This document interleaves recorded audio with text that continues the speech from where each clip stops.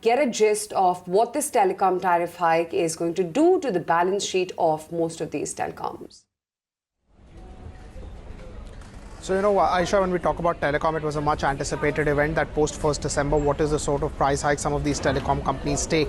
And Vodafone Idea, Reliance, Jio, all three have announced hike, and the top end of hike is close to about 42%. So that's a big one when we're talking about. Overall, 15% to 40%, broadly in line with what the street was anticipating. However, the higher end is slightly better. But, what has happened in the last few years is that completely the number of base, the number of subscribers that they have. So once the hike happens, the impact on EBITDA or, ARPU is much higher. So you will suddenly see ARPU jump of more than about 5, 6, 7% plus, which straight away translates into the EBITDA number, and that means that the EBITDA number can increase by much more. I had done some sensitivity analysis earlier, which suggests that a 10 to 15% hike in the prices could mean 80% hike for EBITDA in terms of their EBITDA. It could mean more than a 10-12% hike in terms of the EBITDA for Bharti, and that's one of the key reasons why these stocks are buzzing it. It's not only this. Reliance Jio, which was not expected to announce any price hike on the same day, has also in a press release said that they would be looking at up to a 40% price hike with accelerated benefits to the existing customers. So we'll wait for more details to come in there, but up to a 40% hike even coming in from Reliance Jio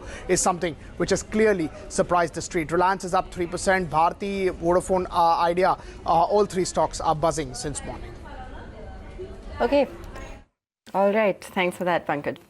We've also got Nitin Soni with us on all the action in the telecom space.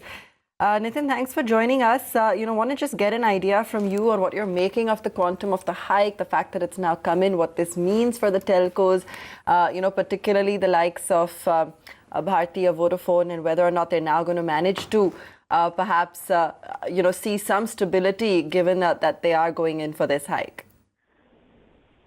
Yeah, thanks for having me on the show. So from the announcement of Bharti, Vodafone Idea and Jio, we think that the effective tariff increase is somewhere in the range of 25 to 35%. And the actual increase in tariff will depend on the preference of users on, whether they go with the higher data allocation or they want to pay higher tariff over the short to medium term. This was much needed for the incumbents to lead to a recovery of their revenue and EBITDA. And it was a much needed tariff hike especially for Vodafone Idea, which has been struggling in the market to recover its EBITDA generation amid its shrinking subscriber base and limited financial flexibility to invest in capex. And on Bharti, we have a BBB minus rating, which is on rating watch negative.